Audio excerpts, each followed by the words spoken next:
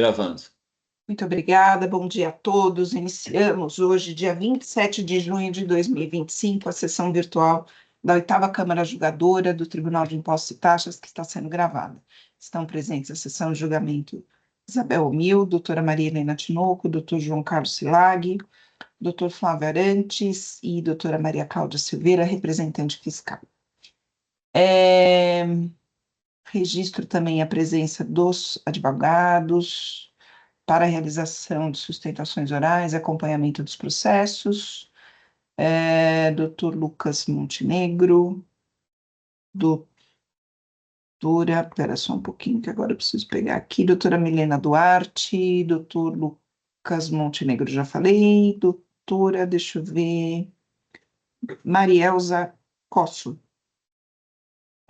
Bom dia, me ouve agora, presidente? Bom dia, sim, doutora. Bom dia, ótimo, Alto, obrigada. Ótimo, em alto e bom som. Obrigada, doutora. Antes de iniciar a sessão, eu gostaria de parabenizar o doutor Silag, que quietinho, fez aniversário, não contou para ninguém. Eu fiquei sabendo numa sessão da Câmara Superior desse mês, que eu estive presente, numa sessão presencial, que o doutor presidente fez um cumprimento ao doutor Silag, cumprimentou os aniversariantes do mês e cumprimentou o doutor Silag. O doutor Silag não estava na sessão, mas foi cumprimentado. E o doutor Silag, quietinho, não falou nada para ninguém, né, doutora Marilena? Acho que para escapar do almoço, né? Porque aniversariante aqui na Câmara paga almoço. É isso aí, tem que pagar pra gente, né? E agora sai que o de doutor... férias, faz aniversário e tem que... Não fala nada. Desculpa. Doutor Silag, parabéns, feliz aniversário. Obrigado. Muita saúde e sabedoria sempre.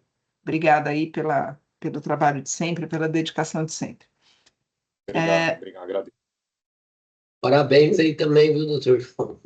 Obrigado, Flávio, obrigado. Precisa pagar o almoço pra gente aí. Parabéns, doutor. Obrigado. Parabéns. Doutora Maria Helena, já vou pegar na agenda aqui, viu? Para garantir, acho que no final da sessão. Tem que marcar, já tem que agendar. Eu não vou deixar escapar, não. Bom, vamos lá. Iniciando, deixa eu só pegar aqui. Então, como já mencionado aqui, o processo 50.23.391, Cleanfield, por uma questão de ordem técnica aqui, esse processo será retirado de pauta. Bom dia, doutor Lucas, novamente. Esse processo será retirado de pauta, tão logo seja possível aí, numa sessão futura, ele será pautado novamente para o senhor acompanhar o julgamento, tá bem? Muito obrigado, senhora presidente. Vou pedir licença aqui para me ausentar e desejo a todos um excelente final de semana. Muito obrigada, para o doutor. Um abraço, até a próxima. Tchau, tchau. Doutor Flávio, eu vou fazer o seguinte, eu vou devolver para a relatora, eu só pergunto se o senhor tem a íntegra do processo, porque a hora é agora para fazer abaixo. Tem? Eu não tenho o voto dela, eu vou salvar aqui, que aí eu fico sem o voto. Tá, então é Eu melhor, vou só porque pegar depois... o voto aqui. Tá, Doutor porque eu acho Flávio, que se quiser, eu mando para o doutor. É rapidinho. Tá. Então eu vou aguardar, doutor Flávio, porque se eu devolver agora, aí eu acho que o doutor não vai conseguir acessar. Vai perder. Exatamente. Pode pegar, eu já peguei aqui. Tá.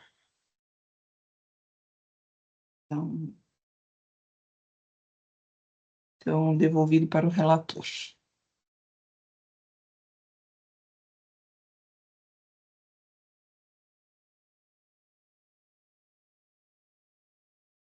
Então, vamos lá. Primeiro processo, então, segundo, né? Na verdade. Próximo processo, então, 40.47.370, Cine Indústria. É um pedido de retificação de julgado. O voto já está disponível. Está presente a doutora Milena para acompanhar o julgamento.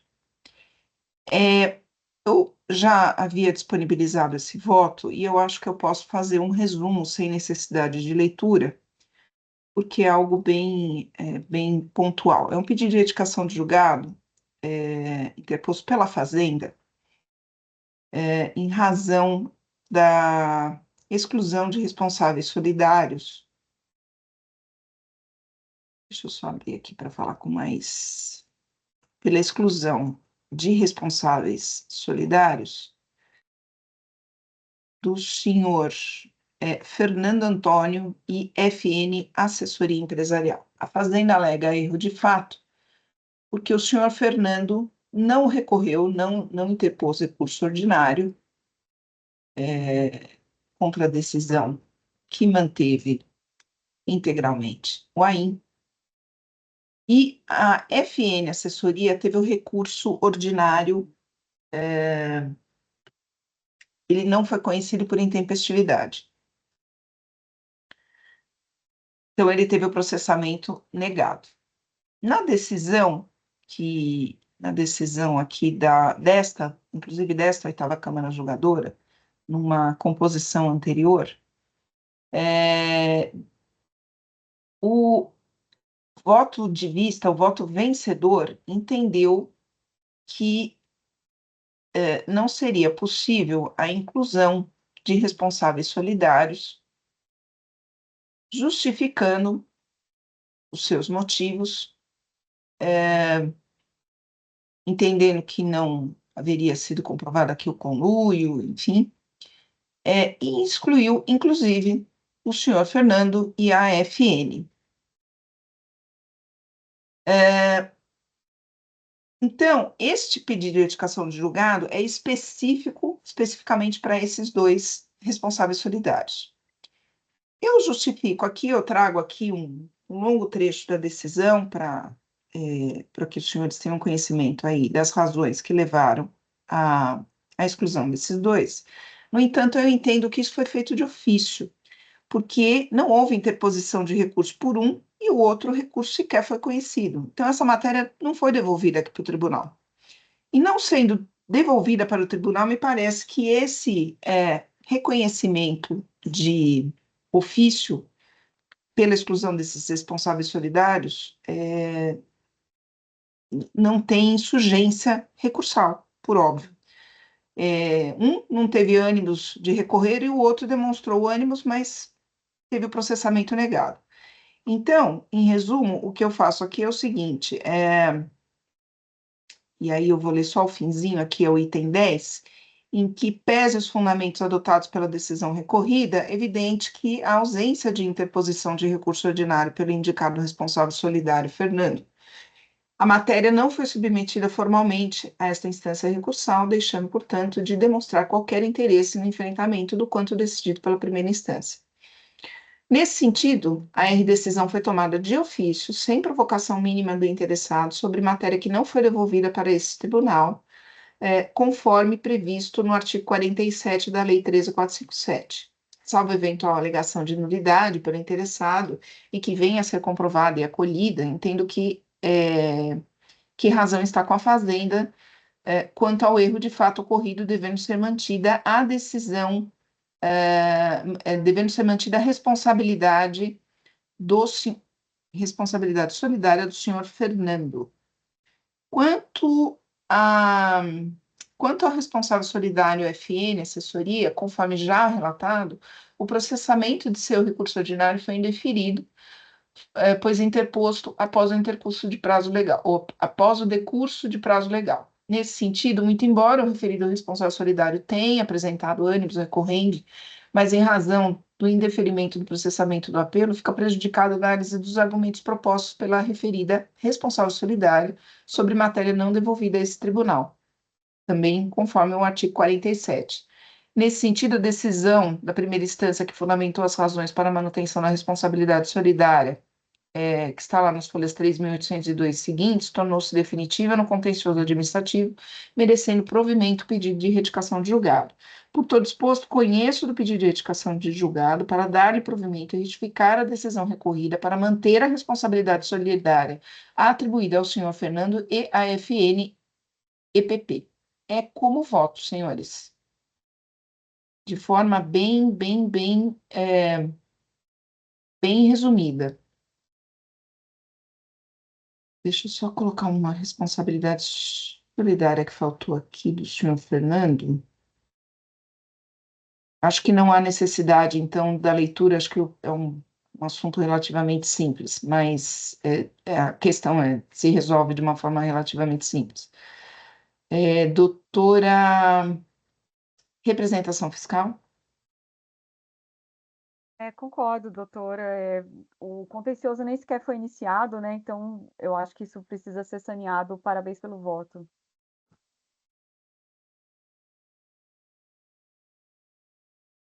Obrigada, representação. Bom, aberto aos demais. Eu concordo também, eu acompanho.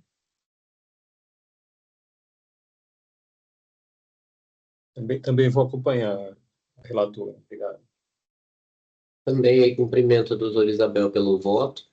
Apesar de ser da Sina, esse foi tranquilo, né, doutora? Normalmente são processos bem cabeludos, né? Vamos lá. Não, a questão antecedente. Agora o registro é o que é? Conhecido, provido.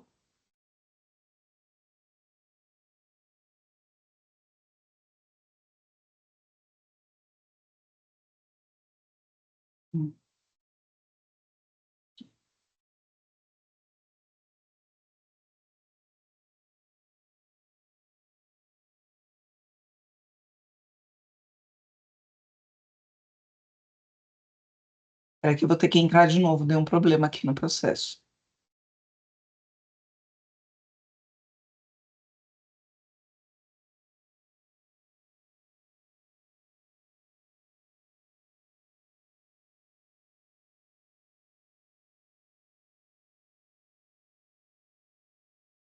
Uma questão conhecida integralmente.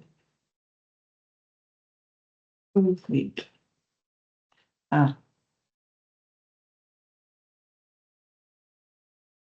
Doutora Maria Helena, eu vou pedir uma ajuda, porque agora eu tenho que registrar uma série de recursos. Eu tenho comigo que o recurso da Sina, ele foi conhecido e não provido.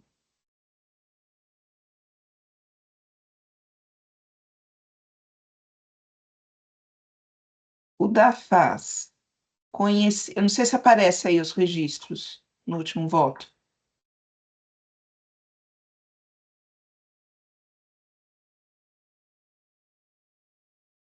Não aparece, não. Pra gente, não. Só é listado, só são listados os...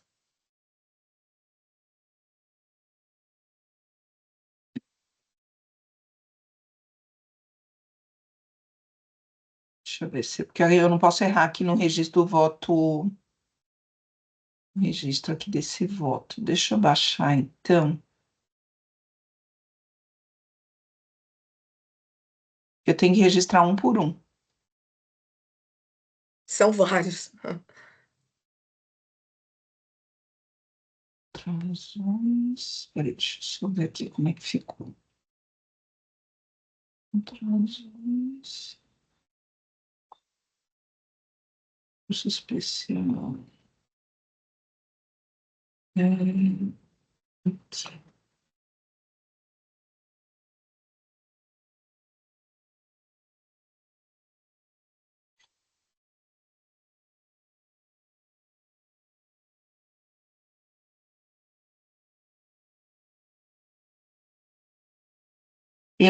Doutora, aqui, ó, no voto, acho que eu achei aqui, ó. Então, o recurso da Sina foi conhecido e não provido. Se eu consigo agora fazer essa arte aqui. No final da decisão, essa decisão recorrida, aparece todos eles.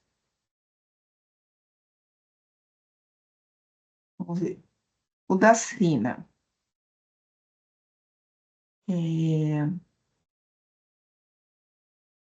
Pedido de retificação de julgado eu já registrei. O da Sina, ele foi conhecido e não provido.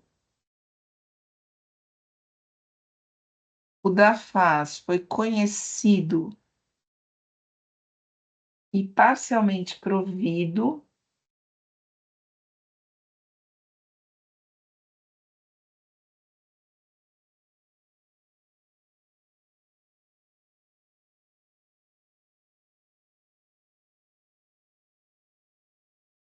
parcialmente provido. O doutor Vitor Mauad foi conhecido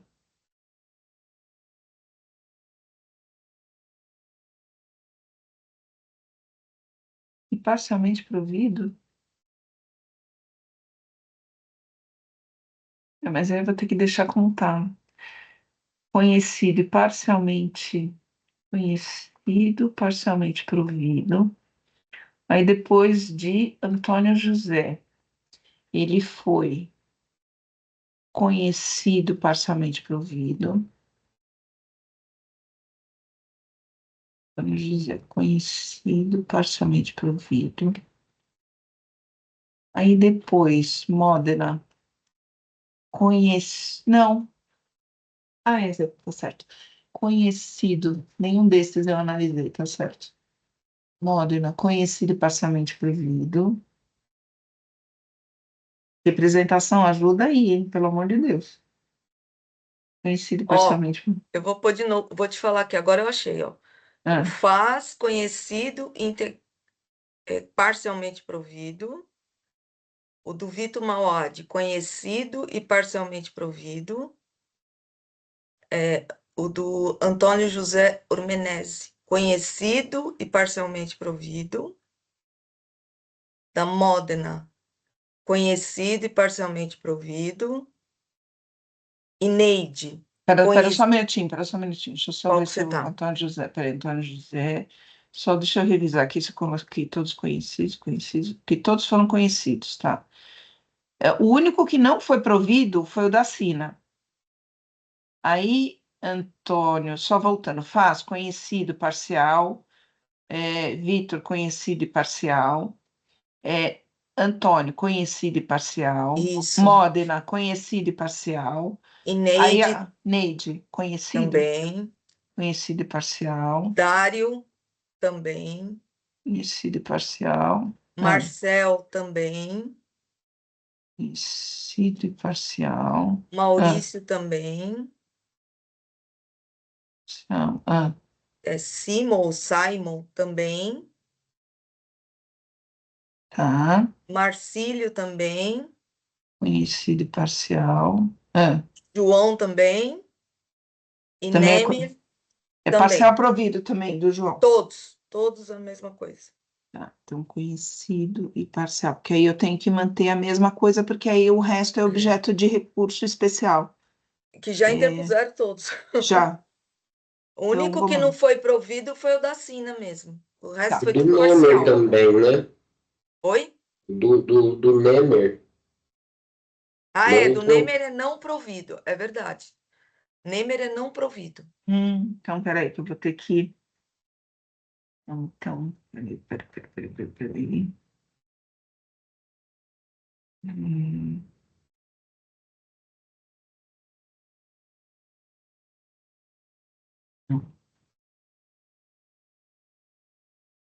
Deixa eu registrar de novo aqui.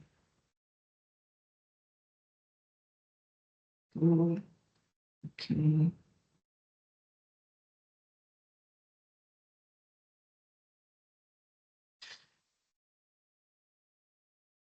Nemer. É não provido, então, dele, né? É, não provido. Então, teve todos conhecidos, Todos. menos e dois que não foram providos. Foi Nemer Sina, e Sina. isso aí. Registrar, volto.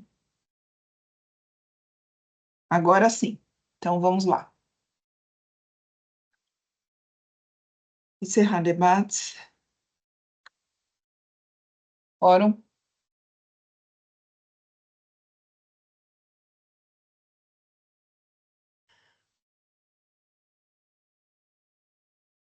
Votação.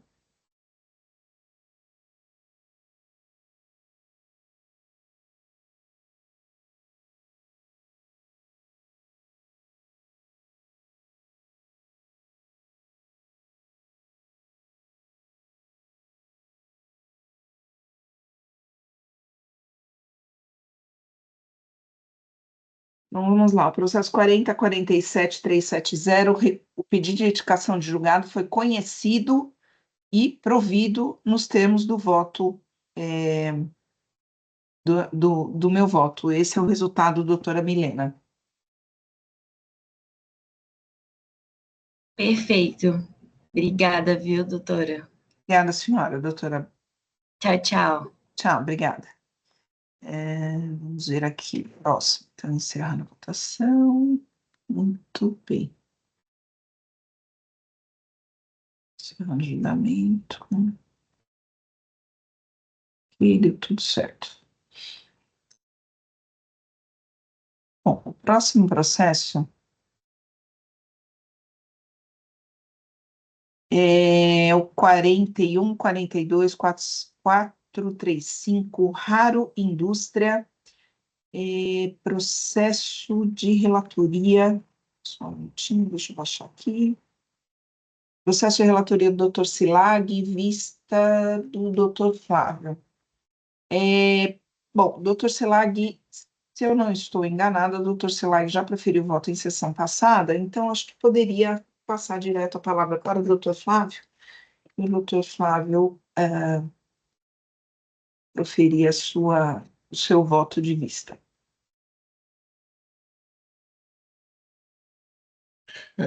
Senhora presidente e Dr. Flávio, pela ordem, eu gostaria de proferir a sustentação oral, sendo possível. Prometo que será muito breve, é só para fazer um apontamento de convergência entre a defesa e a representação fiscal. Tá bem, doutor. Pode falar. Prometo mesmo que serei bastante breve. Obrigado, senhora presidente. Aproveito também esteja para parabenizar o Dr. Silag pelo aniversário recente e cumprimento também todos os demais, agradecendo pela oportunidade. É só para pontuar mesmo, senhora presidente, que a defesa, nesse caso, ela impetrou o mandado de segurança visando não apenas o afastamento dos juros exigidos acima da taxa Selic, mas também para que fosse observado, no caso, restabelecido ao contribuinte a faculdade conferida no artigo 14, parágrafo 2º da Lei 13.457, que trata especificamente da devolução do prazo para pagamento do débito fiscal com os mesmos descontos à época da lavratura e também, ou sendo o caso, para a devolução do prazo de defesa. Tá? Vindo a decisão dos autos judiciais para esse processo administrativo, foi então emitido um parecer da própria representação fiscal em que ela concordou, tá, com essa situação, com essa devolução, o retorno dos autos, tá, para o autor do feito, para que ele retificasse o auto nesse sentido, tá, devolvendo ao contribuinte a oportunidade de pagamento do débito com os mesmos descontos à época da lavratura, ou, sendo o caso, de devolução do prazo para apresentação de nova defesa. Tá? Esse parecer está expressamente as folhas 2.914. Então, é só mesmo para destacar esse ponto de convergência que existe nesse processo entre a defesa e a representação, que, salvo engano, isso ficou, de certa forma, relegado nos autos, e foi o propósito, inclusive, do pedido de vista do Dr. Flávio. Então, é só mesmo para fazer esse destaque e agradecendo mais uma vez pela oportunidade. A defesa, então, pleiteia para que esse processo seja retornado para cumprimento dessa faculdade conferida no artigo 14, parágrafo 2º da Lei 13.457 de 2009. Muito obrigado, senhora presidente. Obrigado a todos, viu? Muito obrigada, viu, doutor? Cumprimento pela objetividade, pela sustentação e pela objetividade. Eu vou fazer o registro, então, doutor Flávio, da sustentação. Enquanto isso, o senhor vai proferindo aí o voto, tá bem? Só uma questão aqui de ordem. Bom, também cumprimento aí o doutor Eliezer, e conforme dito aí no final da sustentação oral, eu tinha pedido vista justamente para analisar mais detidamente o cumprimento da diligência realizado pela segunda Câmara. Então, vou passar a leitura do voto, ele é curto, e digo que, pela precisão e por celeridade processual, adoto o relatório do ilustre relator Dr. João Carlos Silag, ao qual desde logo rendo as suas primeiras homenagens, Os termos da diligência proposta pela segunda Câmara Julgadora foram os seguintes. Aí, aqui eu aponto que foi determinado lá pela segunda Câmara Julgadora a diligência nos seguintes termos.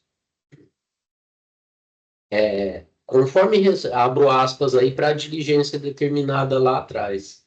Conforme restou apontado pelo fiscal autuante, não se sabe ao certo o teor final da decisão proferida nos autos do mandato de segurança, ou mesmo no agravo de instrumento, devendo ser intimada a PGE ou mesmo contribuinte para trazer cópia dos autos do mandato de segurança e do agravo de instrumento, tendo em vista que os autos tramitam ou tramitaram em segredo de justiça. Ainda deve-se converter o julgamento em diligência ao AFR autuante para que apresente o DDF retificado e para que renotifique o contribuintes solidários, indicando-se novo DDF do auto de infração elaborado pelo autuante, de modo a permitir o pagamento com os descontos, nos termos do disposto no artigo 14 da Lei 13.457. Aí fecho aspas para a diligência da segunda Câmara.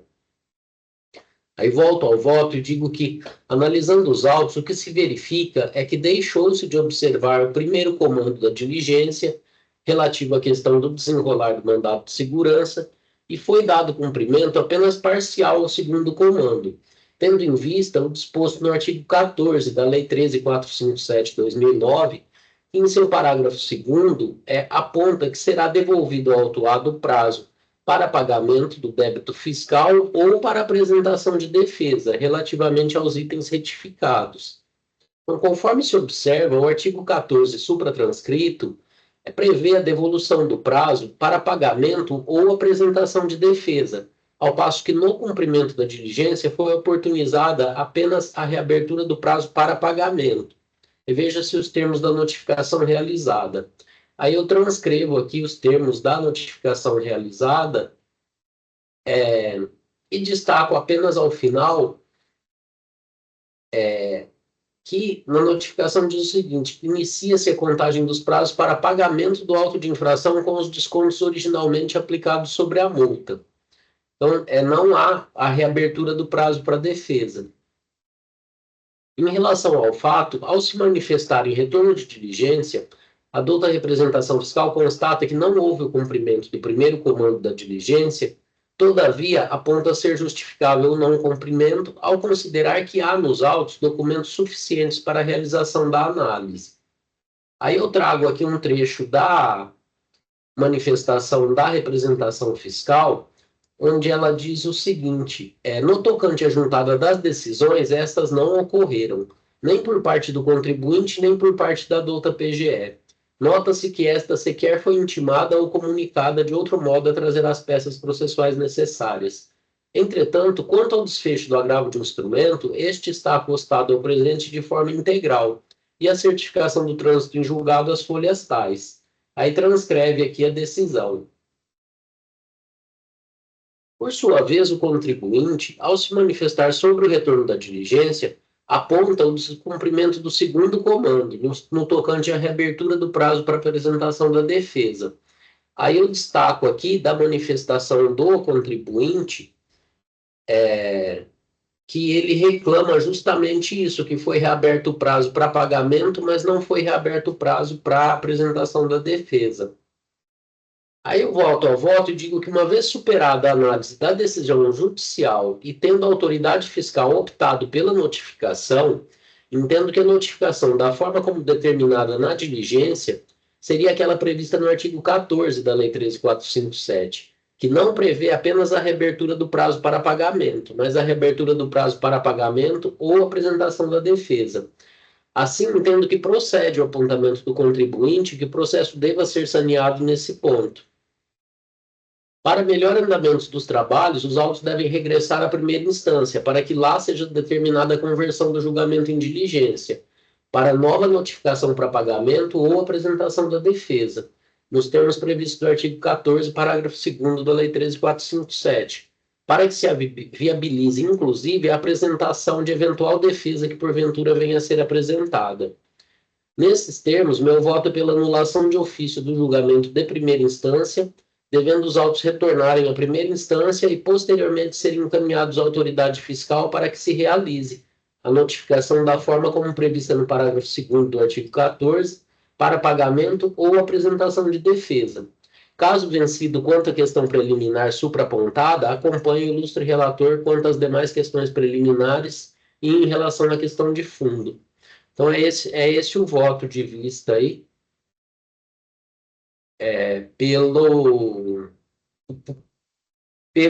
por uma nova notificação nos termos do artigo 14 da Lei 13.457.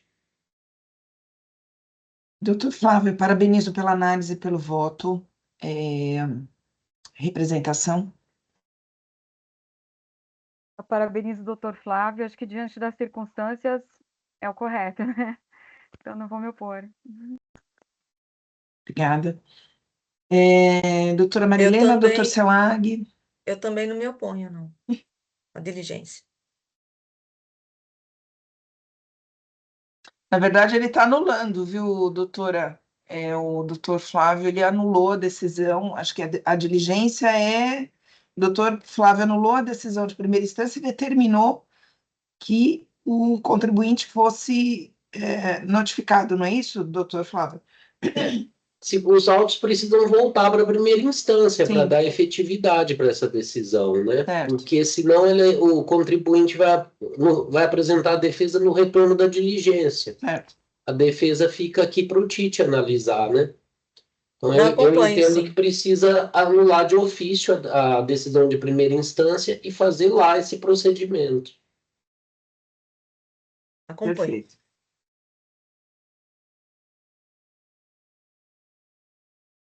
Doutor Selag? Eu cumprimento o doutor Flávio e tal. Realmente não havia observado os aspectos trazidos examinados, né, detidamente pelo doutor Flávio. Então, nesse sentido, eu vou reformular o meu voto e para acompanhá-lo. Perfeito, doutor Selag. Muito obrigado. Vai fazer uma preferência? Isso, vou.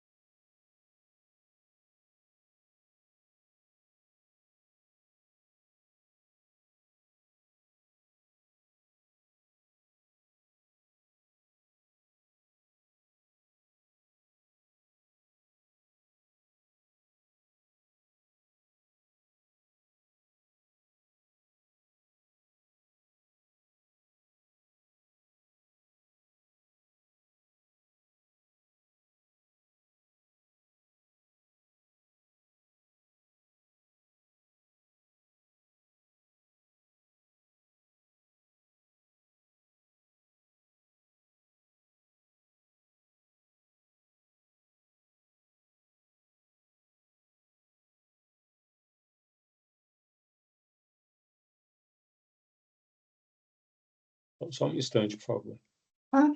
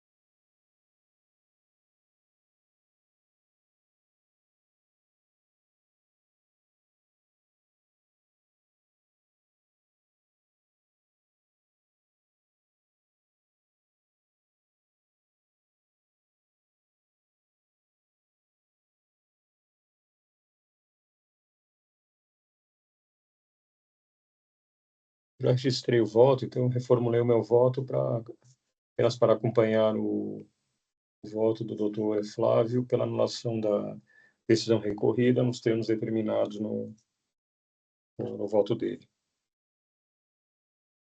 Perfeito, doutor Silag. Eu vou encerrar debates, então. Quórum.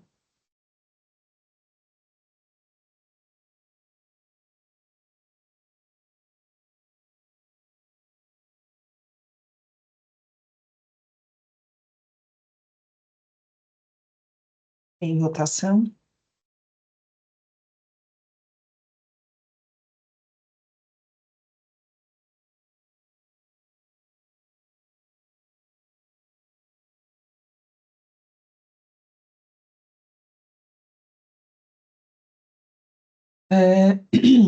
Bom, então, processo 41.42.435, deixa eu ver só como ficou aqui. O recurso foi anulada a decisão anterior, doutor, nos termos do voto do doutor Flávio.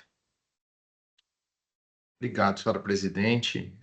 Agradeço mais uma vez pela atenção, pela oportunidade, cumprimentando o doutor Flávio pelo brilhantismo no voto e também a doutora Maria Cláudia pela lealdade. Eu agradeço de coração. Muito obrigado, desejando a todos aí um excelente final de semana, um ótimo trabalho. Vou pedir licença aqui para me ausentar também. Obrigada, doutor. Bom final de semana. Obrigado, igualmente. Então, encerrar o julgamento. Muito bem. Agora, deixa eu ver qual é o próximo aqui. O próximo é o 40.54.347, o Aires, processo de relatoria da doutora Maria Helena.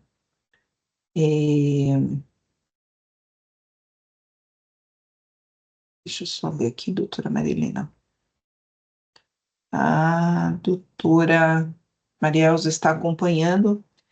Nesse caso, já foi feita sustentação oral, então a doutora Maria Helena vai proferir o voto. Doutora Maria Helena. Pois não, doutora. Eu cumprimento a todos novamente, na pessoa da nossa presidente. Então, eu vou passar direto para o voto. As infrações apontadas e mantidas pelo julgador de primeira instância são falta de pagamento do imposto devido pela prestação de serviço de comunicação, aí são 3 serviços, e não transmissão dos arquivos digitais em decorrência do registro desses serviços. Em sede de recurso ordinário, sustenta a recorrente que a sua atividade é a prestação de serviço de valor adicionado, não sujeito à tributação do ICMS, que a decisão de primeira instância não aplicou a legislação vigente em relação ao tema, que improcede as acusações relativas à não emissão eletrônica dos arquivos digitais, obrigações que são acessórias à obrigação principal. Logo, se não há serviço de comunicação passível de tributação pelo ICMS, não há que se falar em cumprimento de obrigação acessória. Que a capitulação da multa está incorreta, pois, tendo em vista que a suposta infração foi apurada por meio de levantamento fiscal, deve ser aplicada a multa prevista na linha A do inciso 1 do artigo 85 da Lei 6374/89. E que a jurisprudência dos tribunais superiores é firme no sentido que não incide ICMS na prestação de serviço de valor adicionado. Bom, inicialmente, eu acho que tem que falar um pouco sobre os serviços em discussão. Nos autos, ele tem tanto a autoridade autuante quanto a recorrente juntou farta documentação em relação aos serviços prestados. Então, são 3. Serviço de prestação de serviços com MECnet, eu acho que é assim que fala. No contrato, diz que prevê a prestação de serviços, desses serviços, constituídos pelo licenciamento de software e processamento de informações para acesso a bancos de dados disponibilizado por terceiros fornecedores para informações comerciais, transações financeiras ou outros serviços, mediante a instalação de equipamentos e de software fornecidos pela contratada. Depois tem contrato de prestação de serviços com MECnet Line, que também tem a descrição, e contrato de prestação de serviços com MECnet Link. Bom, de acordo com todos esses documentos, o que que a gente conclui? Que em relação aos três, nos contratos e no próprio relatório circunstanciado, há o apontamento que é necessário também serviço de terceiros, fornecedores, né? Eu não vou ler tudo aqui, porque depois as partes vão ter acesso, né, ao voto. Então, nos três, aí eu cito aqui que os três serviços prestados pela recorrente, eles também dependem da disponibilização de um serviço de terceiros fornecedores. Então, levando em conta esse dado importante, a gente leva à conclusão que os serviços prestados pela recorrente depende da utilização de serviços de terceiros, sendo, portanto, serviços adicionados, e, por decorrência, são serviços que não são a comunicação em si, mas complementam e aprimoram a experiência do usuário. Adotando, inclusive, a conceituação da Anatel, o serviço de valor adicionado é toda e qualquer prestação de serviço auxiliar à atividade de telecomunicações. Por sua vez, as empresas de telecomunicação são as empresas de telefonia fixa, internet, telefonia e internet móvel.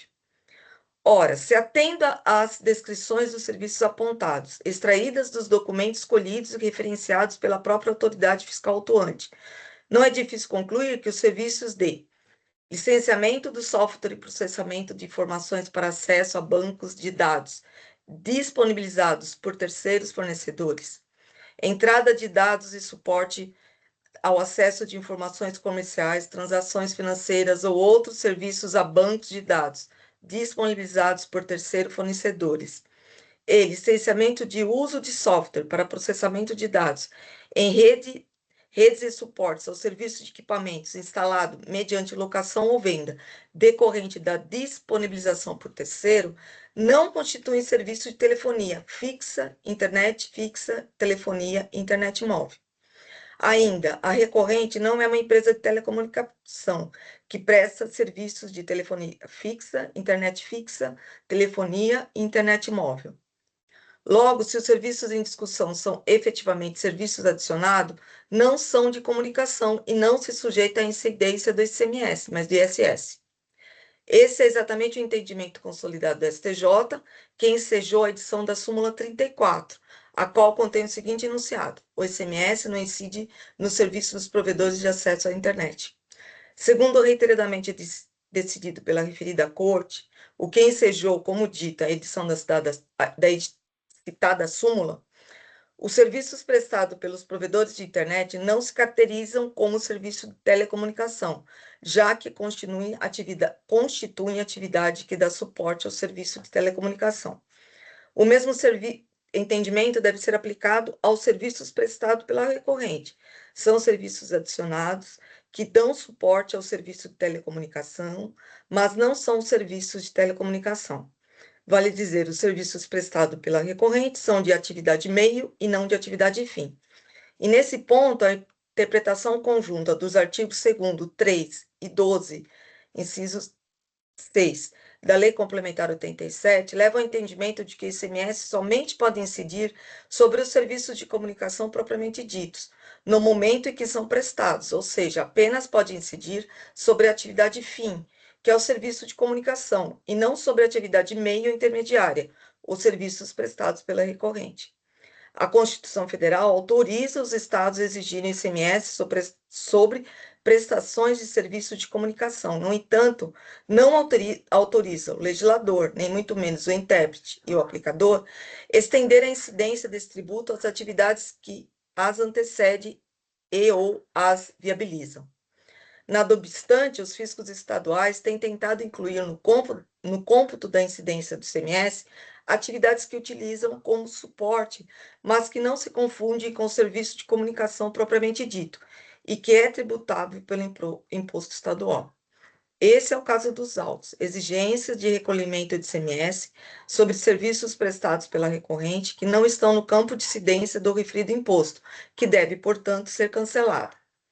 Uma vez indevida a cobrança do ICMS sobre os serviços prestados pela recorrente, vez que não constituem fato gerador de imposto, também se apresenta indevida a exigência de transmissão dos arquivos digitais contendo segunda via eletrônica das notas fiscais de comunicação, modelo 21, e das notas fiscais de serviço de telecomunicações, modelo 22.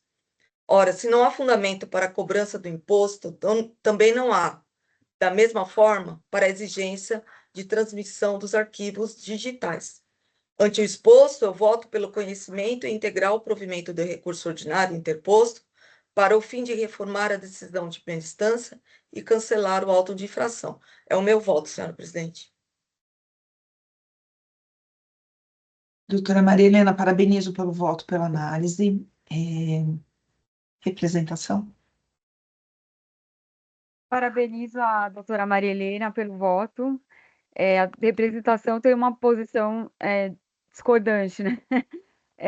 Só que só vou expor aqui o nosso posicionamento, que está. O nosso parecer, ele elucida bastante. Ele está nas folhas aqui, a partir das folhas 4, 5, 6. É porque, assim, olhando o contrato, eu vejo que é muito diferente, assim, ao meu sentir, o que a recorrente alegou no recurso do que está no contrato. Apesar de usar esse serviço de telefonia externo que ele usa, é uma espécie de insumo. No entanto, por exemplo, o serviço Connect Access, ele descreve o serviço no contrato como um serviço de rede de conexão, não simplesmente um serviço de valor adicionado, ao meu ver.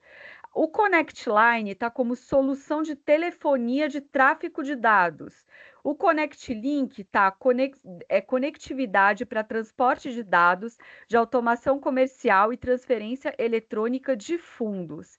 Então, quando eu analisei esses documentos, eu vejo que esses 3 serviços, eles não guardam relação com essa descrição da defesa, porque eles envolvem transmissão de informação.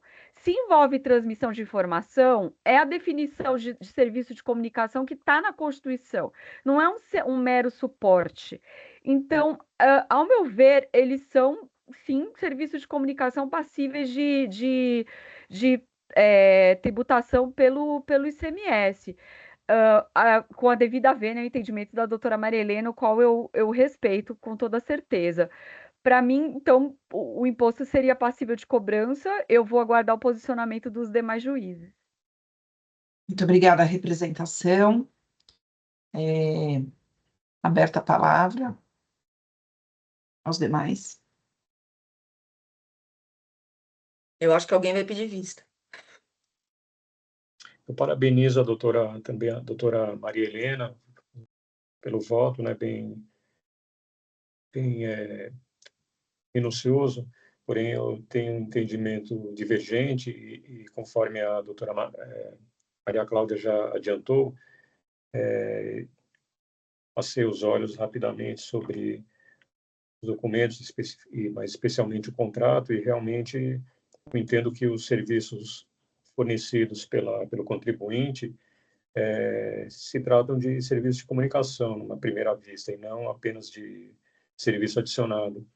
E como, evidentemente, não é uma matéria simples, eu gostaria de pedir vista para manifestar um entendimento divergente. Claro, doutor Fala, ou doutor Selag. O voto já está registrado, o senhor já pode Até porque requerer. esse processo já foi, já voltou. Então, é bom analisar mesmo, né? Doutor E ele já Flávio, foi- aguarda o retorno? Oi, desculpa, E ele doutora já foi Maria. até anulado pela Câmara Superior, exatamente em função disso, porque no outro julgamento, a outra Câmara não entrou bem no serviço em si, né? Então, ele foi para a Câmara, e a Câmara falou que como não tinha feito essa análise, eu entendi pela minha análise que não é uma atividade fim, é uma atividade meio, mas eu acho bom uma outra análise mesmo. Um cumprimento aí, doutora Maria Helena, pelo voto.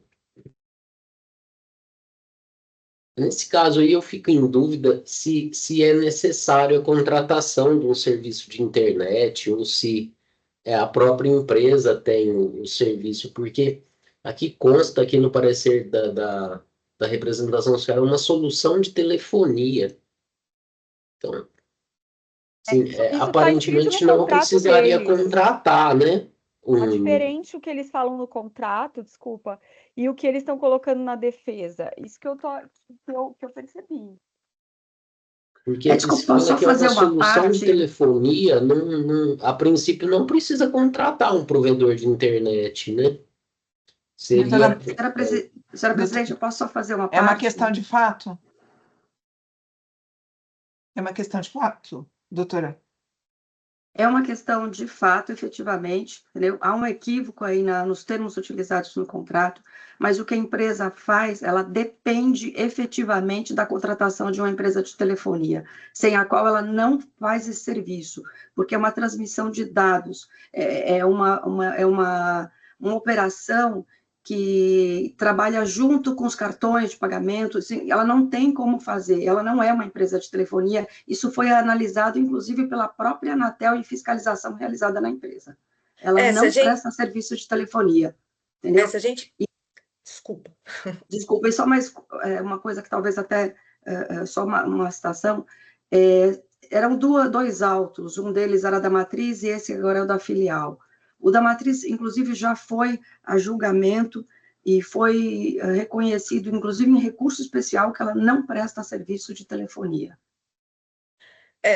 Só complementando, se a gente for olhar o relatório circunstanciado, tem lá falando, o próprio agente fiscal, ele fala que não é telefonia. Ele só entende que entra no conceito geral de serviço de telecomunicação. Que eu acho que não, eu acho que ela depende, sim, de um provedor da internet. Eu acho que ela não consegue transmitir os dados sem um provedor. Não sei se eu deixei claro isso no meu voto, mas foi isso que eu entendi.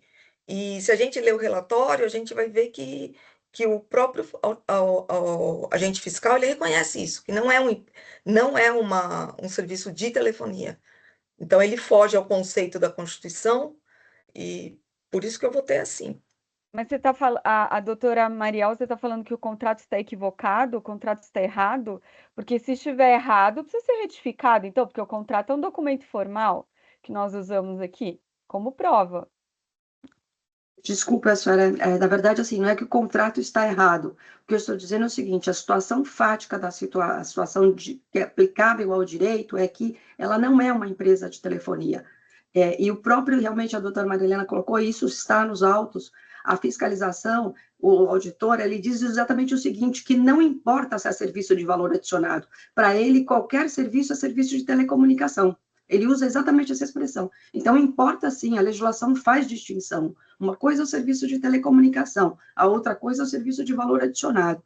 E a empresa ela não tem a menor condição de prestar o serviço, oferecer o serviço que ela presta, sem que o cliente contrate um serviço de telefonia. Se ele não contratar um serviço Vivo, Claro, Embratel, qualquer serviço de telefonia, ele não tem condições de prestar esse serviço. E a agência reguladora, que é a Anatel, ela atesta isso, e isso também está nos autos. Ela diz exatamente isso, em fiscalização, que foi feita a fiscalização na empresa, foram fiscalizados os serviços prestados, e ela não presta serviço de telefonia. Eu entendo, só que serviço de comunicação não é apenas serviço de telefonia. Se houver um serviço de transmissão de dados, é serviço de comunicação. Então, eu não estou discutindo apenas a telefonia, entende? Se houver transmissão de uma mensagem, a definição da Constituição ela não fala em telefonia, ela fala em transmissão de informação. E é isso que eu vi que consta do contrato, entende? É por isso que, ao meu sentir, é serviço de comunicação. O que a doutora pode fazer, que eu sugiro, até para a gente poder analisar melhor, se puder juntar essa decisão da Câmara Superior, eu acho que vai ajudar a gente, né? Porque se a própria Câmara já decidiu em relação à própria empresa, porque eu, pelo vendo mesmo, eu entendo que não é serviço de telecomunicação mesmo, é transmissão de dados, que são dados que, se não tiver um provedor de internet, não consegue viabilizar. Eu entendi isso mesmo, lendo o processo, lendo o relatório, lendo a fiscalização, ainda que seja qualquer transmissão de comunicação, entendeu? É uma transmissão que depende de um provedor. Mas se a doutora, eu sugiro, não sei se os colegas concordam, se puder juntar essa decisão da Câmara, porque eu acho que vai ajudar até para a gente. Eu discordo porque eu acho que não é apropriado pedir para o contribuinte juntar prova extemporânea. Não, mas ela não vai juntar prova, é uma informação, não está juntando. Eu não estou pedindo para juntar um novo contrato, só para dar informação que já teve um julgamento. Mas, ok. É para esclarecer a gente, porque realmente, gente, vocês vão analisar, não é fácil analisar, né? Então, eu acho que vai ajudar. Aí, com a devida vênia representação, eu também entendo que não é bem uma prova, né? Mas se já existe aí uma decisão, pode ou não servir como norte. Exatamente. Porque pode ser que a decisão, ao comparar com esse processo, pode ser que ela não seja aplicável. Exatamente. Acho que seria interessante até para não conflitar com algo que já tenha sido resolvido. Então, entendo que assim, não é prova. Se fosse prova, representação, eu também me oporia e, eventualmente, a juntada aí fora do período. Às vezes eu peço para o contribuinte, fazer compilar o que já existe, ou comparar o que já existe nos autos, para ficar mais fácil, tá? Mas de fato, com a devida vênia a representação, mas eu também entendo que não é bem uma juntada de provas. Até para a gente não julgar uma coisa e chegar na Câmara Superior ser reformado. Eu acho que para todo mundo é melhor, né? Mas eu acho que seria uma produção de prova se ela viesse com um novo contrato. Falar, esse contrato foi escrito errado, agora eu estou juntando o que é efetivamente. Aí sim, aí eu concordo que é uma prova que deveria ter sido produzida antes. Mas tudo isso está bem discutido no processo. A própria representação, a própria autoridade fiscal, ela vai no encontro do que a contribuinte está falando. Então, eu acho que só vai elucidar para ajudar a gente no julgamento. Só isso. Bom, o processo foi concedido vista, então, para o doutor Silag. Doutor Flávio também já manifestou, mas vai aguardar o retorno, né, doutor Flávio? Sim. E, então, doutora Maria Elza, quando esse processo vier a ser pautado, numa sessão futura, se a doutora quiser acompanhar o julgamento, já sabe como proceder. Ótimo, muito obrigada. E eu junto a informação, presidente. Faz um memorial. Tá ok, eu vou fazer um memorial e vou juntar o julgamento que já foi realizado. Porque para a gente é uma informação, eu não entendo como uma prova nova. Essa decisão é recente, doutora? Essa decisão foi preferida, se não me falha a memória, final de 2024. Ela é recente, tá? E ela e na verdade, ela é do outro auto, que são os mesmos serviços, só que prestados pela matriz. Que não foi reconhecida exatamente a conexão, os mesmos né? serviços. Exatamente, que não foi reconhecida a conexão, infelizmente, mas eles são exatamente os mesmos serviços, só que um era matriz, outro era filial, só isso. Bom, acho que fica mais fácil para o doutor Silag e a doutora Maria Helena também analisar aí a pertinência dessa decisão e se é aplicável ou não aqui o entendimento nesses autos também, se tem algum efeito aqui. Bom, então, doutora, o processo sai em vista, então, com o doutor Silag. Tá bem? Obrigada, viu, doutora? Obrigada, bom dia a todos, muito obrigada. Bom dia, doutora, para a senhora também.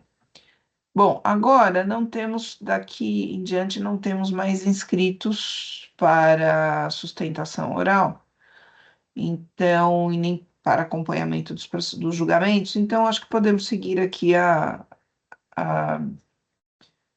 pauta. Então, o próximo é o 4095-102, GL Foods, processo de relatoria do Dr. Flávio, recurso misto. Dr. Flávio, se o senhor quiser fazer uma breve apresentação do caso, depois o contribuinte terá acesso à íntegra do voto. Bom, esse processo ele é bem simples, ele tem um único item de acusação, que é de crédito indevido, em razão de benefícios fiscais concedidos à revelia do CONFAS. Ele teve uma tramitação em primeira instância, ele foi julgado parcialmente procedente, é objeto de uma decisão judicial e no julgamento de primeira instância foi admitida a concomitância em relação à matéria de fundo e teve uma decisão pela exclusão de juros e multas de parte do lançamento em razão de haverem depósitos integrais na ação na ação judicial. Aí tem as contrarrazões em recurso de ofício, que os depósitos eles são integrais para alguns períodos, para outros não foram integrais. Então, tem o recurso de ofício da representação fiscal pedindo o restabelecimento, tem o recurso ordinário da empresa também, só que houve pedido de reconhecimento dos créditos nos termos da resolução conjunta Cefaz-PGE 01/2019 e os créditos foram reconhecidos. Então, eu trago aqui no item 5 do voto, que consta dos autos parecer da Coordenação de Fiscalização, Cobrança, Arrecadação, Inteligência de Dados e Arrecadação Cefis, reconhecendo os créditos. Destaco o seguinte trecho que está nas folhas 922. Aí abro aspas. Nos termos do parágrafo 3º do artigo 4º da resolução conjunta e em virtude do cumprimento dos requisitos estabelecidos pela Lei Complementar 160/2017 pelo Convênio 190/2017, reconheço os créditos de ICMS escriturados pela recorrente, decorrente dos benefícios fiscais objetos da lavratura do AIN 4095102-9. Reformando a decisão anterior da DIGESE, conheço, portanto, do recurso para no mérito deferi-lo. Então, as partes foram intimadas aí dessa diligência e, tendo sido reconhecidos os créditos glosados, eu entendo que os recursos não devem ser conhecidos aí. Então, o voto é pelo não conhecimento dos recursos apresentados. Processo aí bastante simples. Tá sem som, Isabel. Perdão, é o vício. Parabenizo pelo voto do Dr. Flávio, pela análise, representação. Parabenizo o voto do Dr. Flávio e concordo, perda de objeto, tá saneando o processo aí. Certo. Perfeito. Doutora Marilena, doutor Eu vou falar Silaghi. rapidinho, porque hoje está uma latação aqui, tá? Eu vou acompanhar. Meus cachorros estão latindo que não para. Tá bom, eu vou acompanhar. Obrigada. Parabenizo o Dr. Flávio e vou acompanhá-lo também. E digo que gostaria de ter recebido um processo como esse. Doutor Silaghi, que o senhor não sabe os próximos que ele vai receber. Então, tá anotado. Eu também queria tá ter recebido, viu? Porque os meus é assim, é tudo que nem wireless para cima, tá difícil. Doutor João, mas eu busquei os fundamentos no processo do doutor na superior, no físico da superior. Olha. Que o doutor recebeu. Os fundamentos são os mesmos. É?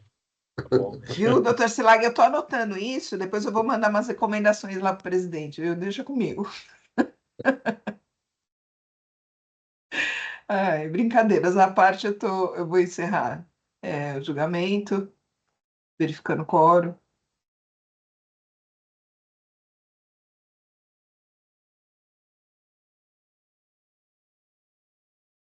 Viu, doutor Fábio? Tem que ser alguns, iniciando a votação, tem que ser algum assim como o que eu recebi com 3,5 milhões de páginas. Receber na sexta-feira, o que é melhor, né? É novo esse? Não, esse já passou. Foi no outro biênio. Eu achei que estava errado. Falei, não, isso aqui deve ter alguma coisa errada, não é possível.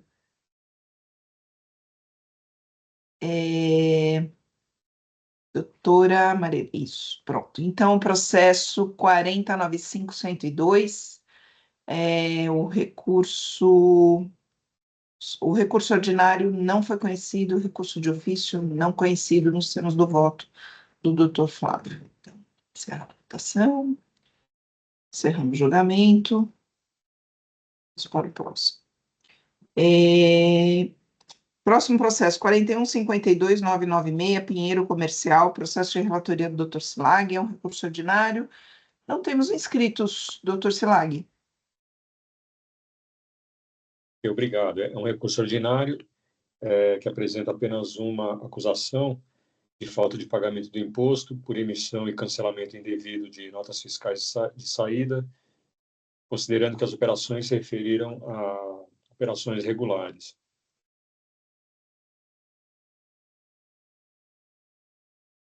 Indo ao voto, o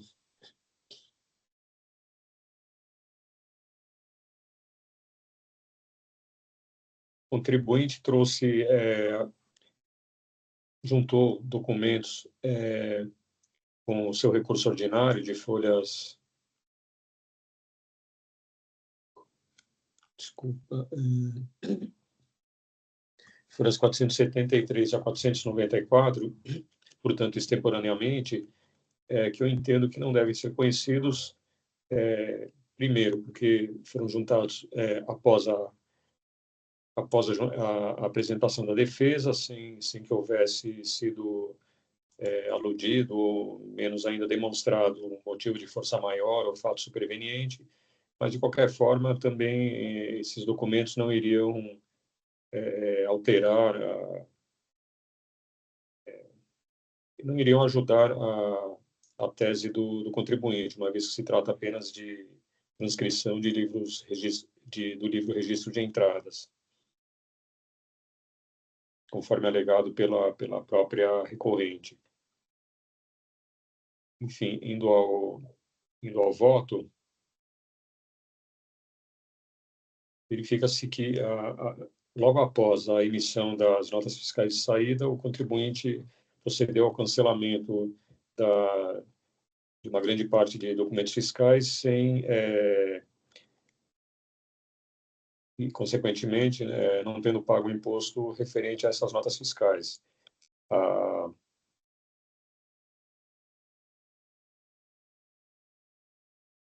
Só mais um instante.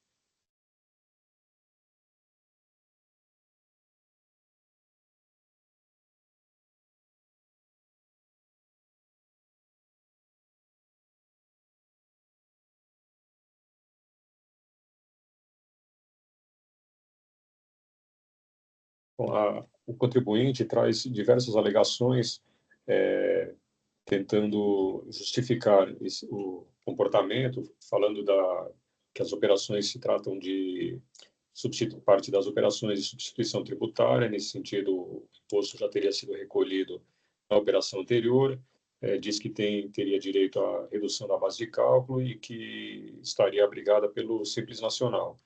Porém, nenhuma dessas alegações vem socorrer o contribuinte. Com relação à substituição tributária, regime de substituição tributária, sendo referente à parte das operações, eu digo que, diante da ausência de documentos fiscais que acobertassem as saídas das mercadorias, não é possível identificar a origem das mercadorias e, portanto, menos ainda se comprovar que o imposto foi efetivamente recolhido na operação anterior. Portanto, dizer que operações ocorreram sob o regime da ST não lhe aproveita. Nesse sentido, eu transcrevo alguns trechos da manifestação fiscal. Com relação ao Simples Nacional, também o fato de as operações terem ocorrido desacompanhadas de documentos fiscais exclui contribuinte do benefício da não incidência do imposto compreendida no regime do Simples Nacional, conforme o artigo 13, inciso 13, item F, da Lei Complementar Federal 123 de 2006, do Simples Nacional.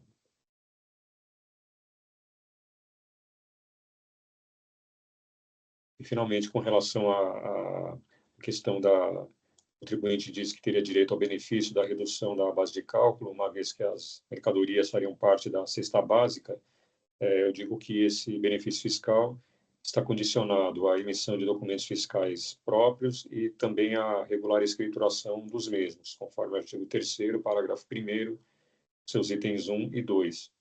E, diante das provas presentes nos autos, verifica-se que essas condições não foram satisfeitas.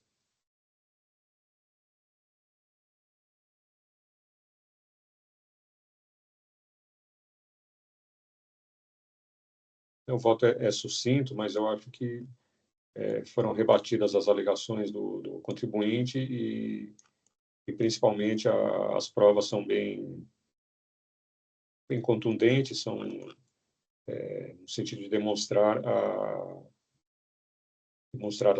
infração, e nesse sentido eu entendo que a acusação é procedente e eu não acolho a alegação de confiscatoriedade da multa e também não acolho o pedido de redução e elevação da multa, uma vez que a infração implica a falta de pagamento do imposto.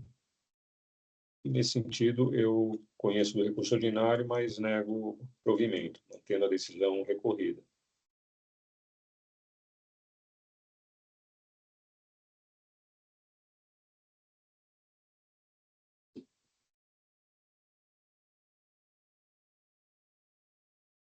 Bom, doutor Silag, parabenizo pelo voto, pela análise, mas me parece que já há um pedido de vista do doutor Flávio. Mas antes de conceder só a vista, representação, quer fazer alguma manifestação ou aguarda Eu o achei esse retorno? caso muito interessante. Eu nunca tinha visto, né? Porque eu falei, a empresa vende comida que é para prisão, né? E aí, como a prisão não é contribuinte, ele vai lá e cancela a nota fiscal, para depois, para reduzir o faturamento. Eu nunca tinha visto um negócio desse. Mas achei muito interessante esse caso e eu estou de acordo com o voto do Dr. Silag. Ele está alegando praticamente fato incontroverso, porque está alegando que o regime está sob ST, mas não trouxe nenhuma documentação para comprovar que está sob ST. E eu achei meio. Os autos eles demonstram a infração de forma bem clara, porque eles cancelavam assim, minutos depois da mercadoria ser entregue, a nota fiscal já era cancelada. Então, estou de acordo, mas eu acho que a vista do Dr. Flávio é pertinente, né? Se ele quiser analisar mais alguma coisa, um outro ponto de vista é sempre interessante. Só acrescentar também, além do que a doutora Maria Cláudia trouxe, que essa conduta foi realizada pelo contribuinte de forma reiterada durante 1 ano e meio e, conforme está na manifestação fiscal, que eu transcrevo uns trechos, o contribuinte, com certeza, procedeu dessa forma, entendendo que não seria descoberto, uma vez que as unidades prisionais também não são contribuintes, então não seria, se não fosse uma denúncia, não teria sido descoberta essa prática, né? Eu vi aqui que a administração penitenciária do Estado de São Paulo confirmou que as mercadorias foram recebidas e que as operações ocorreram, né? É muito interessante esse caso. Aqui no tribunal a gente vê cada coisa, né, gente? Então...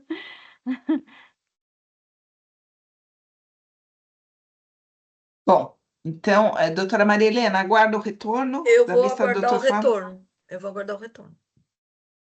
Bom, eu cumprimento aí o doutor João Carlos pelo voto aí. Em relação ao que a Maria Cláudia falou, eu acho até que é até um tema legal para se fazer operações, né? Tentar dar uma olhada aí em fornecedores para órgãos públicos, porque é um modus operandi bem curioso aí. Mas a razão do pedido da minha vista em si é porque o contribuinte ele alega a questão da substituição tributária de fato, grande parte da mercadoria está descrita como submetida ao regime da substituição tributária e a fiscalização está cobrando 18% de tudo. Só que o contribuinte ele junta diversas notas fiscais, mas não junta a escrituração no registro de entrada. Então, a minha dúvida existe uma lista aí com várias chaves de acesso, e eu olhei algumas delas, e algumas delas são de aquisição de produtos com substituição tributária. Agora, eu não sei se isso está escriturado, porque ele junta essas planilhas, igual a que o doutor João Carlos mencionou, mas não dá para saber ali se aquilo ali é uma prova da escrituração, é uma planilha de Excel que ele junta. Ele não junta a EFD do registro de entrada. Então, eu vou retirar o processo em vista, porque eu acho que pode ter uma outra surpresa ainda. Ele pode estar comprando e não escriturando essas notas.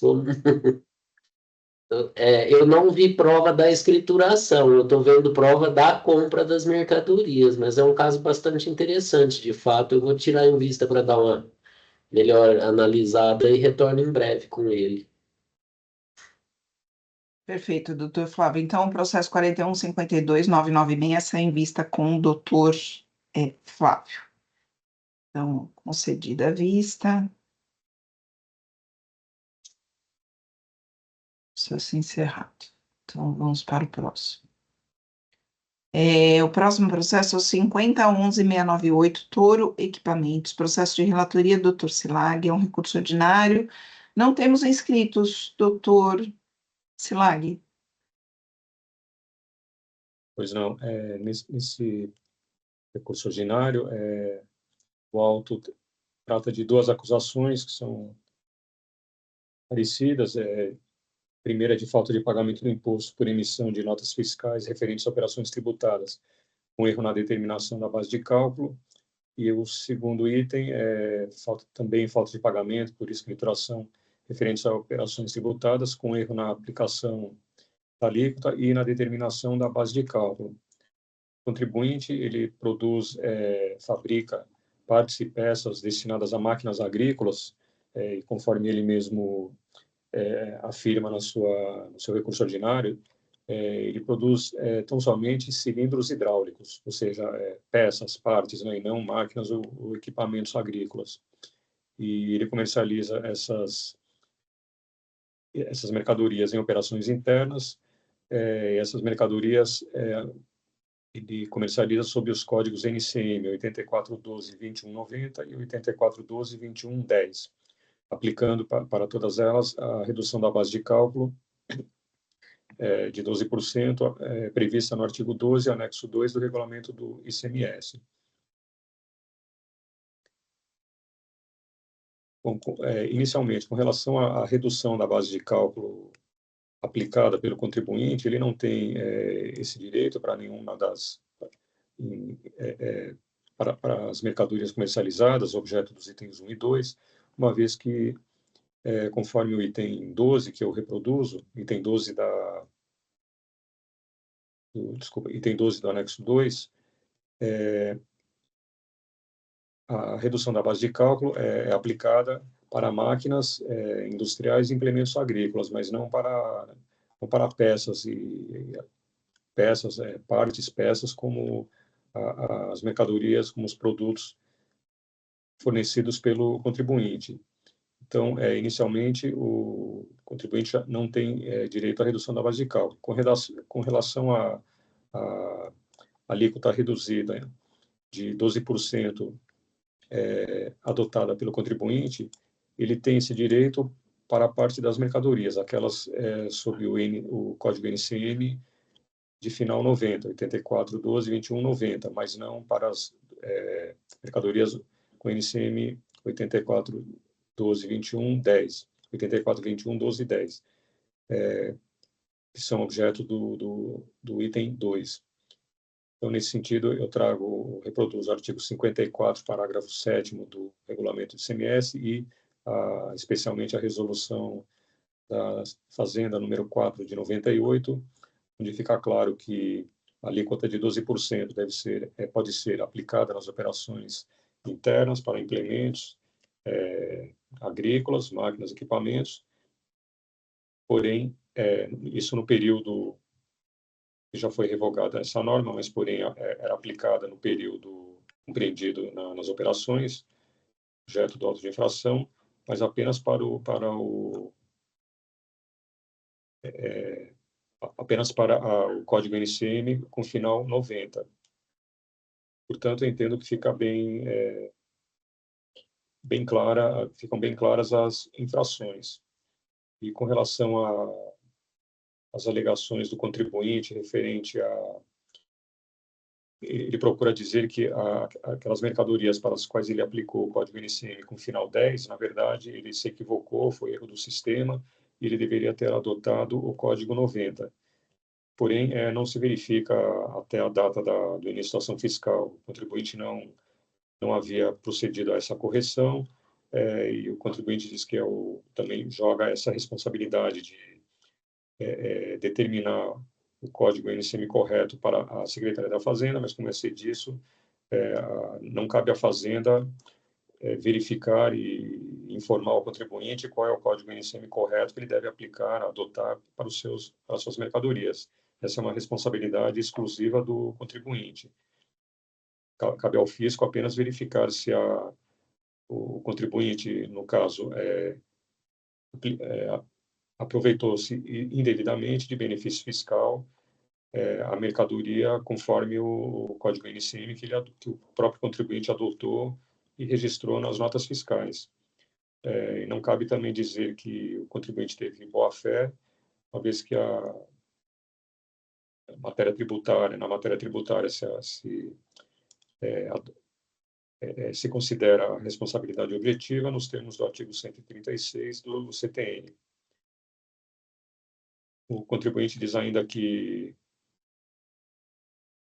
ele adotou a interpretação extensiva referente a uma resposta à consulta tributária com relação às mercadorias do Código NCM 84.12.21.90, porém,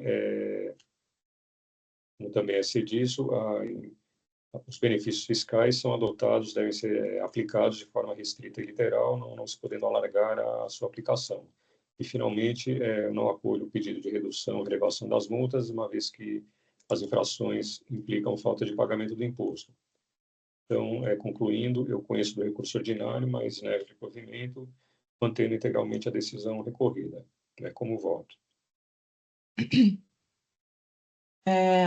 Doutor Silag, parabenizo pelo voto, pela análise. Deixa eu perguntar uma coisa. Eu tenho uma decisão judicial aqui, está lá nas folhas 831, e parece que é uma ação anulatória, salvo o melhor juízo, não sei se a representação chegou a verificar, e parece que é uma ação anulatória, e eu só queria ver aqui se tem algum efeito, porque eu acho que é sobre esse processo. Não sei se o doutor Silag chegou a ver essa decisão. Só um instante, eu vou olhar melhor.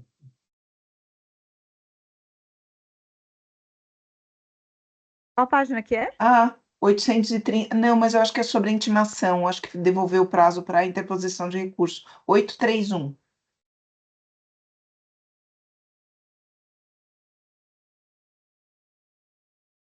Não, mas é sobre intimação, né? Isso o próprio contribuinte fala sobre isso nas folhas 852 do recurso dele. Logo em seguida tem uma consulta de débito aqui, eu achei que teria alguma... Deixa eu ver, partes intimadas, 30 dias... Não, é para interposição no recurso, doutor, desculpa. Isso, é isso mesmo. Tá certo, não tem efeito nenhum, não. Bom, representação? Parabenizo o doutor Silag pelo voto e estou de acordo com o entendimento.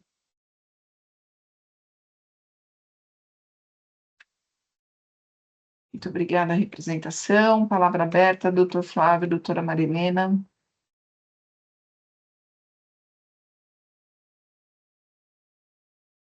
Eu não tenho nenhuma observação adicional, não. Parabenizo, doutor João. Vou acompanhar. Bom, também cumprimento aí, doutor João Carlos, pelo voto. As peças, elas têm utilização industrial também, não são só utilização agrícola. E também tenho dúvidas quanto aos benefícios fiscais que eles enquadraram aí, em alguns casos com redução de base de cálculo e com redução de alíquota, e não seria aplicado nenhum dos dois benefícios. Então, nesse caso também, eu acompanho o doutor João Carlos aí, sem ressalvas. Perfeito, doutor Flávio. Então, eu vou encerrar o debate. Foram.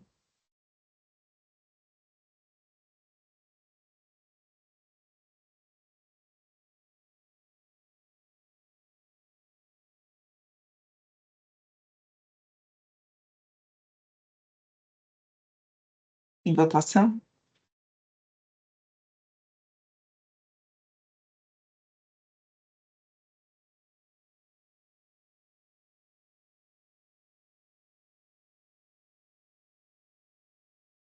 Muito bem, então o processo 50.11.698, o recurso ordinário foi conhecido e não provido. Se arquivamento, muito bem.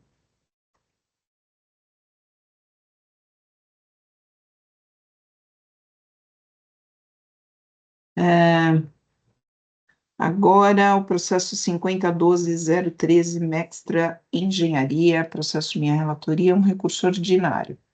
O voto já está disponível. Deixa eu ver se está mesmo. O voto já está disponível. Bom, como não temos inscritos, eu vou tentar fazer um resumo aqui para ficar mais. No meu ainda aparece aguardando registro. Aí eu vou. Espera um pouquinho, deixa eu registrar então.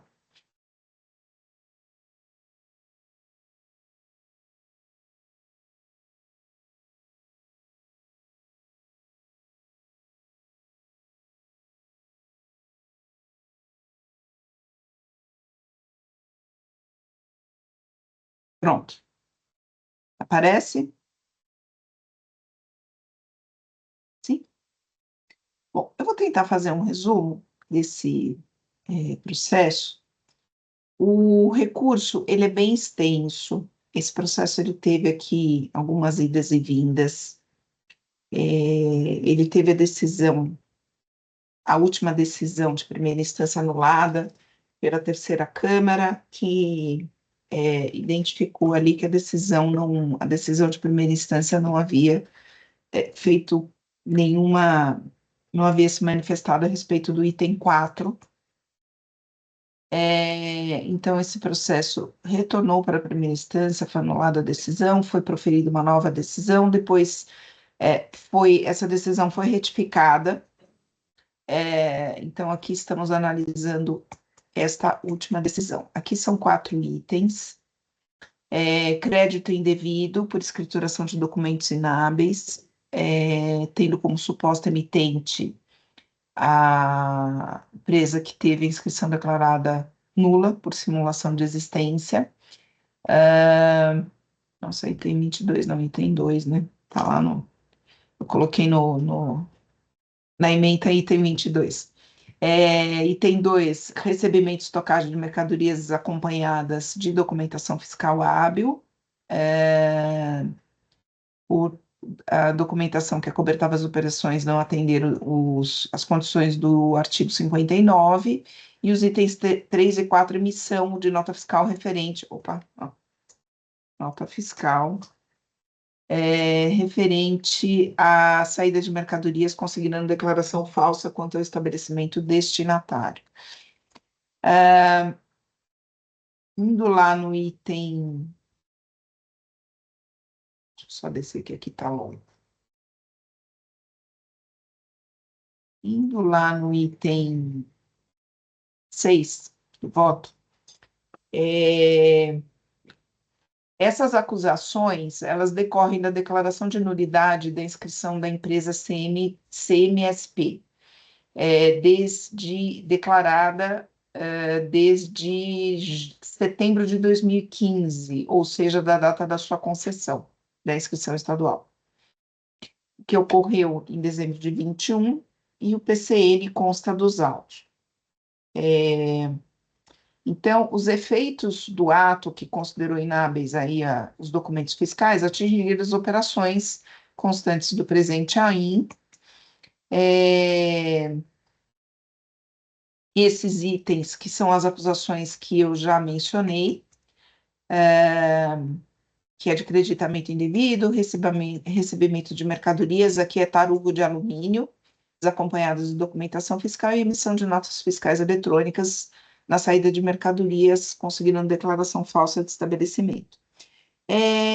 A recorrente, ela faz aqui uma extensa... o recurso é bem extenso, mas ele ele concentra mais em preliminares do que propriamente nas acusações. Então, ele faz uma série de alegações de nulidade em relação à decisão e ao AIM. Mas eu entendo que o feito está apto para ser julgado, entendo que foram cumpridos aqui os requisitos do artigo 142, os interessados tiveram oportunidade de se manifestar ao longo da instrução. A recorrente alega que a nova decisão, que é essa que estamos analisando agora, não saneou os erros encontrados pela terceira Câmara Julgadora, que anulou a decisão anterior. No entanto, a decisão recorrida, a meu ver, fundamentou seu convencimento nos argumentos e documentos apresentados pelos interessados, justificando as razões pelas quais entendeu insuficiente o conjunto probatório, apresentado pelo autuado. A título exemplificativo, eu trago aqui no item 12, no item 12 do meu voto, o item 123 do voto da decisão recorrida, e traz um resumo do que foi por ela aqui analisado. Ela diz lá que mantivemos a maior parte do texto original da decisão, porque houve realmente um aproveitamento da decisão anterior, mas foi complementado. Mantivemos a maior parte do texto original da decisão anulada e os respectivos fundamentos jurídicos que expressamente embasaram a decisão anulada a respeito do primeiro item infracional, deixando suficientemente evidenciados os fundamentos da decisão anulada que aplicavam não apenas ao item 1, mas também aos itens 2, 3 e 4, não obstante as alegações da impugnante no recurso ordinário, encontram-se evidenciados nos autos que não há qualquer eventual questão suscitada pela defesa, não examinando anteriormente a ser enfrentada, que não há na presente decisão matérias relativas às acusações 2, 3 e 4, que a defendente não tenha enfrentado, posto que ela o fez, ainda que de forma genérica, para todas as acusações. Bom, portanto, as alegações de nulidade da decisão não merecem prosperar, tendo em vista que o conjunto probatório foi analisado suficientemente para convencimento do julgador. Não vislumbra o cerceamento de defesa decorrente da ausência de motivação, que é uma das alegações, ausência de motivação, apresentação de documentos pela fiscalização, ausência de especificidade das acusações e que estas seriam genéricas, sem indicação dos fatos geradores ou fundamentos em meras presunções. Ao contrário, do afirmado que se extrai do feito são acusações pautadas em documentos fiscais considerados irregulares, inclusive lançados nos livros próprios da autuada. Foram disponibilizados documentos que comprovam a irregularidade apurada pelo fisco relativamente à empresa CMSP, sem que a autuada tivesse lançado ou comprovado eventual dúvida sobre o trabalho fiscal. Ela não atacou a apuração feita pelo fisco em relação a essa empresa. Sigo falando que, portanto, uma vez mais, pela simples leitura das acusações e demais documentos apresentados pelo fisco, é possível notar que as acusações são claras, objetivas, indicando o fato gerador, bem como a legislação pertinente infringida. Destaco um trecho aqui das contrarrazões da representação fiscal, que é muito pontual no que diz respeito aos fundamentos da decisão e do auto de infração. Sigo que vale ressaltar que eventuais vícios da decisão recorrida ou do AIN devem ser devidamente comprovados, que não aconteceu no caso concreto, que a decisão recorrida explorou exaustivamente os argumentos de defesa, analisou os documentos, afastando qualquer possibilidade de reconhecimento de cerceamento de defesa. As alegações apresentadas pela recorrente são extensas, combativas, mas não corroboradas por provas em contestes, que a recorrente argumenta que deveria ser aplicado o previsto no artigo 150, considerando que as operações ocorreram entre janeiro de 18 e julho de 19, que apenas foi cientificada em 2 de junho de 2023. Afasto as alegações de decadência, com base na súmula 9 desse tribunal. O mesmo se aplica aos demais itens das acusações, até porque esta Câmara, a Câmara Superior, também já decidiu sobre a aplicação do artigo 173 em relação, nos casos de descumprimento de obrigações acessórias, que é o item 2, se não me falha a memória, do presente AIN. Por tais motivos, eu justifico aqui e afasto tais alegações de nulidade e decadência. No mérito, o julgador analisou detidamente os elementos de prova, ficando convencido do acerto fiscal. Falo aqui que a jurisprudência deste tribunal é pelo entendimento de que eventual comprovação da efetividade das operações em determinados casos de creditamento indevido pode afastar os efeitos da idoneidade de documentos fiscais, desde que demonstrada a efetividade das operações. A recorrente afirma ter agido de boa-fé, apresentando documentos que comprovam a legitimidade das operações e que deveria ser cancelado o AIN com base no artigo 509 da STJ. No entanto, entendo aqui o seguinte, ela diz que comprovou a boa-fé apresentando consulta cadastral que foi realizada posteriormente às operações. Afirma que as tratativas comerciais eram feitas por telefone por intermédio de um representante Seta Metais, localizados no estado do Paraná, embora a empresa considerada inidônea, em tese, estaria localizada no município de Santo André e autuada no município de Taubaté. E afirma que fez a demonstração dos pagamentos. Bom, tendo aqui que esse conjunto probatório milita em favor da autuada, esses comprovantes de pagamento foram apresentados indicando depósitos em uma agência bancária localizada no Rio de Janeiro. Embora não se tenha verificado filiais da suposta fornecedora das mercadorias naquele estado. Até aí, só para abrir um parênteses, né? Até aí são comprovantes de pagamento, mas de forma isolada eles não comprovam aqui a efetividade das operações. Eventualmente pode, o fato de ter conta em outro estado, não invalida de primeira esses documentos, mas eles têm que ser analisados de forma conjunta. Então, eu sigo no item 34, em que pese os comprovantes de pagamento apresentados, outros elementos não permitem a confirmação da tese da recorrente. Não há comprovação de tratativas comerciais. Como dito, ela mesma afirma que eram feitos por telefone, através de um representante, enfim, não consegui fazer não consegui fazer esse link de todas as provas. Ou documentos que demonstrem uma investigação mais apurada da suposta parceira comercial. Tem aqui uma pesquisa, mas ela foi feita posterior às operações. Então, embora a autuada não seja obrigada a fiscalizar outras empresas, é dela o dever de demonstrar os cuidados mínimos necessários para realizar operações comerciais, o que não ocorreu no presente caso. Não há qualquer elemento nos autos para afastar as apurações feitas pelo fisco, quanto à suposta fornecedora das mercadorias,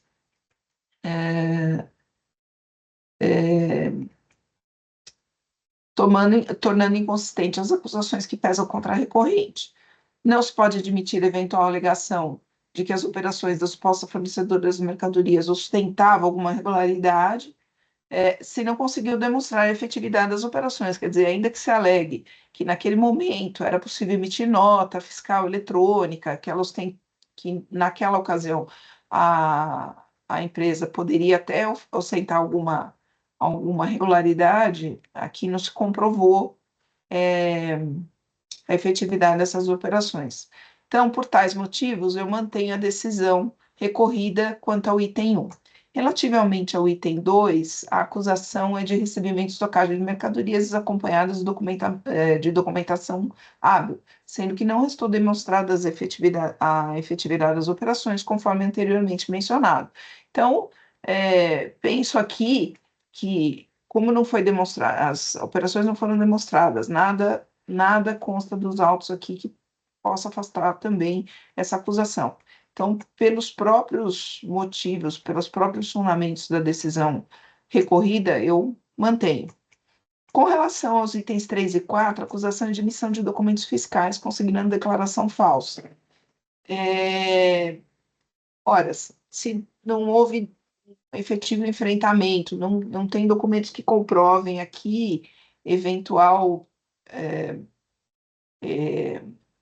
dúvida com relação ao trabalho fiscal que foi feito. Também entendo que a decisão recorrida merece ser mantida. Justifico aqui, trago aqui até trechos faço menção aqui às contrarrazões da própria representação fiscal. Portanto, eu entendo que a autuada, neste caso, ela não se desvencilhou aqui do ônus probatório da efetividade das operações, razão pela qual eu mantenho os itens, o auto de infração, e afasto todas as alegações de nulidade, decadência, possibilidade de aplicação retroativa da declaração de inidoneidade. Entendo que a boa-fé não foi comprovada. Falo sobre as multas, porque existem alegações aqui sobre abusividade de multa, e eu afasto tais alegações. Nós temos aqui o artigo 28, nós temos decisões do tribunal nesse sentido. Também falo aqui da aplicação da súmula 13. Entendo, por fim, que não estão preenchidos os requisitos aqui para redução e elevação da multa. É uma empresa autuada, ela tem um porte, empresa de um capital social expressivo, são 5.600.000 reais, e pesa contra ela 32 autos de infração, ao menos é o que foi informado até o momento da apresentação das contrarrazões aqui da representação. Portanto, eu entendo que não estão preenchidos os requisitos para eventual concessão do pedido de relevação ou redução da multa. Portanto, de forma bem resumida, eu conheço do recurso ordinário para, no mérito, negar-lhe provimento. É como voto, senhores. Bom, o voto já está registrado, representação. Esse caso não tem o que salvar, né? Então, mas parabenizo a doutora pelo voto, porque mesmo assim analisou cada ponto aí abordado pelo recurso de forma minuciosa e bastante satisfatória, então concordo. Obrigada, representação. Eu também parabenizo pelo voto e não tem o que salvar mesmo, né? Não tem prova, não tem nada, então eu vou acompanhar. Obrigada, doutora Marilena. Também cumprimento a doutora Isabel. Foi muito bem examinado, né? Examinou todas as provas e realmente o contribuinte não comprovou minimamente a boa-fé, então vou acompanhá-la. Obrigada, doutor Silag. Sem áudio, doutor Flávio. Também cumprimento a doutora Isabel pelo voto. É uma operação bastante complexa, né? Contratada no Paraná, pago no Rio, e as notas fiscais ainda indicam que seria retirado num terceiro lugar, né? e por conta várias notas delas, inclusive por conta do autuado, e o autuado não comprova nem a forma como ele retirou lá, né? Então, nesse sentido também eu vou acompanhar o voto, está muito... A questão da boa-fé aí não restou demonstrada, apesar de ter os comprovantes de pagamento, a, a efetividade da operação aí não parece ter sido demonstrada, eu entendo. Então, vou acompanhar também. Perfeito. Então, obrigada, doutor Flávio. Eu vou, então, encerrar o debate. Quórum.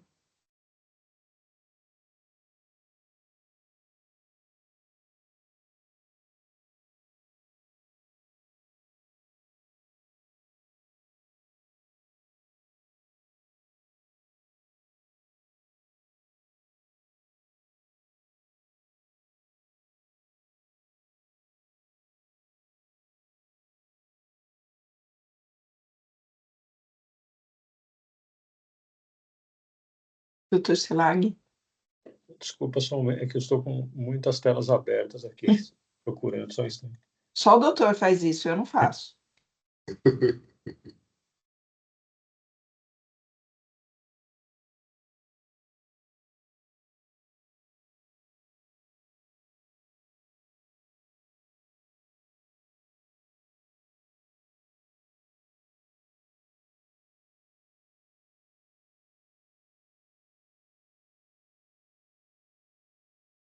Pronto.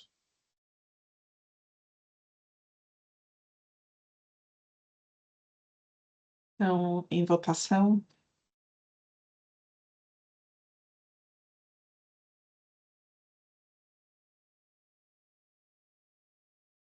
Muito bem. Então, processo 50.12.03.13, o recurso foi conhecido e não provido. Encerra a votação.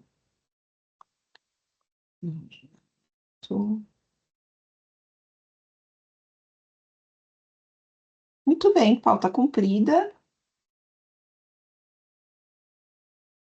Ó, doutora Maria Cláudia, vamos estourar. Muito bem. Então, agradeço mais uma vez a dedicação de todos e dou por encerrada a sessão do dia 27 de junho de 2026. Peço a gentileza para o Oswaldo encerrar a gravação.